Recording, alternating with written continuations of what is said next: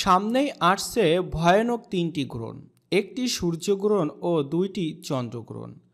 আসুন বিস্তারিত জেনে নেওয়া যাক। তবে তার আগে বলে রাখি, খুব সাবধান এই তিনটি গ্রহণ থেকে। 2024 সালে শেষ সূর্যগ্রহণ হতে চলেছে মহালয়াতে। এটি হবে বছরের শেষ সূর্যগ্রহণ। আসুন এই সূর্যগ্রহণের সঠিক সময়সূচি জেনে নেওয়া যাক।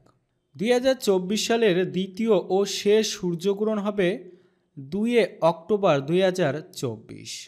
2 অক্টোবর রাত 9:03 শুরু হবে এবং শেষ হবে ঠিক 3:17 মধ্যরাতে। সূর্যগ্রহণের মোট সময়কাল 6 ঘন্টা 4 মিনিট।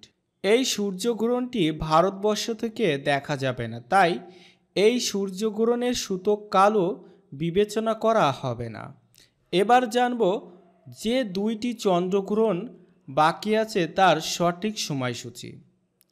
2024 সালে দ্বিতীয় চন্দ্রগ্রহণ হবে 18 সেপ্টেম্বর, বিশ্বকর্মা পুজোর দিন।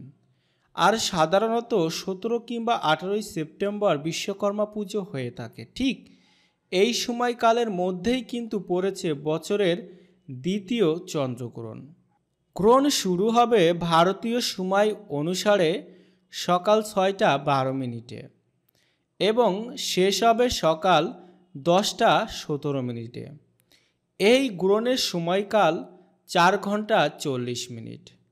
এবার জানব 2024 সালের শেষ চন্দ্রগ্রহণ কবে হতে চলেছে।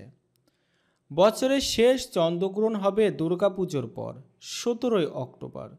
আর এই চন্দ্রগ্রহণের ফুল বিস্তারিত পরবর্তী ভিডিওতে আলোচনা করা হবে। সবাই অনেক ভালো থাকুন, সুস্থ থাকুন।